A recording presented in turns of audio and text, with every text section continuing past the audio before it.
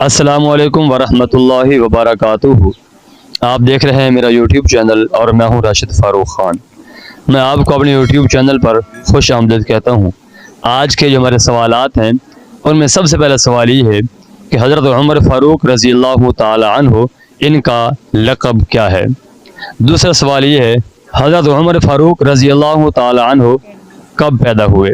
تیسرا ہمارا سوال یہ ہے کہ حضرت عمر فاروق رضی اللہ تعالی عنہ یہ کون سے خلیفہ ہیں، یعنی کہ کون سا نمبر ہے ان کا خلافت کا، کن کے بعد انہوں نے جو وہ خلافت کی۔ چوتھا ہمارا سوال یہ ہے کہ اسلام میں وزیر خزانہ سب سے پہلے کس کو جو مقرر کیا گیا ہے؟ یہ آج کے میرے سوالات ہیں۔ اگر آپ حضرات کو ان کے جوابات معلوم ہیں تو کمنٹ سیشن کے اندر آپ نے اس کے جوابات دینے ہیں۔